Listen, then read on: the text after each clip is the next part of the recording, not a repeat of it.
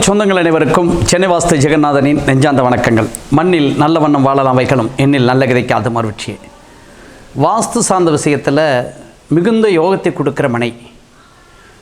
ஒரு சில இடங்களில் சூரியனோட தாக்கம் என்பது ஒவ்வொரு இடத்துலையும் நம்முடைய வெப்பமண்டல பூமியில் அதிகமாக இருக்கக்கூடாது.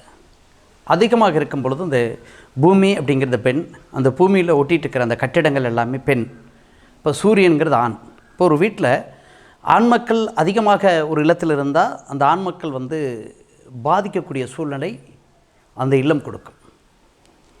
அதே சமயம் ஒரு பெண்மணி ஒரு வீட்டில் இருக்கும் பொழுது அங்கே சூரியனோட தாக்கங்கள் அதிகமாக இருக்கும் பொழுது அந்த பெண்மணிக்கு ஒரு பாதிப்பை கொடுக்குற நிகழ்வு நிச்சயமாக இருக்கும். அப்போ அதிலிருந்து நம்ம தற்காத்து கொள்வது எப்படி? அதை தான் நம்முடைய முன்னோர்கள் ஆண்மனை பெண்மணின்னு பிரித்தாங்க.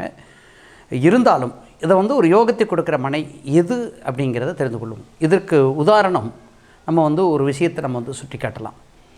இன்றைக்கு எங்களுடைய மாவட்டங்கள் இருக்கக்கூடிய நாமக்கல், ஈரோடு, இந்த கொங்கு மண்டலத்தில் இருக்கக்கூடிய கோழி பண்ணைகள் எல்லாமே, இந்த கோழியோட செட்டு போடுறாங்க இல்லைங்களா, அந்த செட்டு எல்லாமே ஒரு நீண்ட கிழக்கு மேற்கு சார்ந்த ஒரு நீளத்தில் தான் இருக்கும்.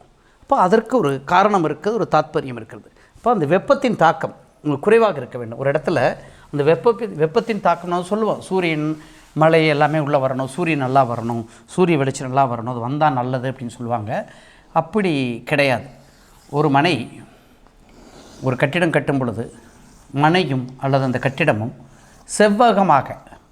செவ்வகமாக கிழக்கு மேற்காக, இது மேற்கு, இது கிழக்கு, இது தெற்கு, கிழக்கு மேற்காக இருக்கும் பொழுது அந்த மனை மிகுந்த யோகத்தை செய்கிற மனையாக இருக்கும். அதே சமயம் ஒரு மனை சதுரம் செவ்வகமாக இருக்கக்கூடிய மனை, இதுவும் ஒரு 100% ஒரு சரியான மனைன்னு எடுத்துக்கொள்ளலாம். 100% சரியான மனை, தவறும் கிடையாது, சரியானது அப்படின்னு சொல்ல முடியாது. ஆனால் சரியானது சொல்ல முடியாதுன்னா தவறு கிடையாது, நெகட்டிவும் கிடையாது, பாசிட்டிவும் கிடையாது. இது நல்ல ஒரு யோகத்தை செய்கிற மனையாக எடுத்துக்கொள்ளலாம். அதே சமயம் ஒரு சில இடங்களில் தெற்கு வடக்கு நீளமாக இருக்கும்போது அந்த மனை, இந்த மனைக்கு இங்கே ட்ராவல் பண்ணுற சூரிய ஒளி என்பது, சூரியன் எப்பவுமே தெற்கு வடக்கு மேற்காக ட்ராவல் பண்ணுவாங்க, கிழக்கு மேற்காக ட்ராவல் பண்ணுவாங்க. அப்படி ட்ராவல் பண்ணி போகும்பொழுது இந்த பகுதியை கடந்து எளிதில் சென்று விடுவார்கள். மேற்குக்கு கிழக்கிலிருந்து மேற்கு ட்ராவல் இருக்கும். அப்படி இருக்கும் பொழுது இந்த வெளிச்சம் இங்கே நன்றாக ஒரு ஃபோக்கஸ் ஆகும் இந்த இடத்துக்கு. அதே போல் இங்கே மேற்கு புறத்தில் போனாலும் அந்த வெளிச்சம் நல்லா ஒரு வீட்டுக்கு உள்ளாரால் வெளிச்சம் அடிக்கக்கூடியது. அந்த வெளிச்சம், அந்த சூரியனோட தாக்கம் என்பது ஒரு வீட்டிற்கு பெரிய யோகத்தை செய்யாது. அளவோடு கிடைக்கணும். அதுக்காக கிடைக்காம போகக்கூடாது, அளவோடு கிடைக்கணும். அப்போ அளவோடு கிடைக்கணும் அப்படின்னு சொன்னால் ஈவினிங் காலையில் அந்த சூரிய வெளிச்சம் வடக்கில் அதிகம். இப்போ கிழக்கு மேற்கில் நம்ம ஒரு கட்டிடத்தை கட்டும் பொழுது நல்ல ஒரு பரந்த இடங்களை தெற்கிலை மேற்கில் ஓரளவாக, கிழக்கிலை மேற்கில் அதிக இடங்கமாக வைத்துக்கொண்டு ஒரு பரந்த இடங்களை இங்கே வடக்கில் அதிகமாக கிழக்கில் அதிகமாக பண்ணும்போது இங்கே சூரியன் எப்பவுமே வராது.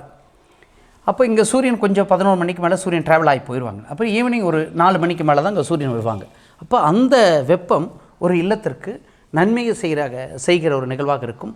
அப்போ ஒரு மனையை நீங்கள் கட்டிடம் கட்டும் பொழுது எந்த திசை பார்த்த மனையாக, எந்த திசையை பார்த்த எந்த வாசல் இருக்கிறது, எந்த திசையை பார்த்த வாசலாக இருந்தாலும் அந்த மனையோட அமைப்பு என்பது நம்மை பொறுத்தளவில் கிழக்கு மேற்காக இருக்க வேண்டும்ங்கிறது தான் நம்மளுடைய கோரிக்கை. அது சரியாக இருக்கும்போது வாஸ்துவைகள் யோகத்தை செய்கிற மனையாக இருக்கும். மீண்டும் ஒரு நல்ல கருத்தோடு சந்திப்போம். நன்றி, வணக்கம்.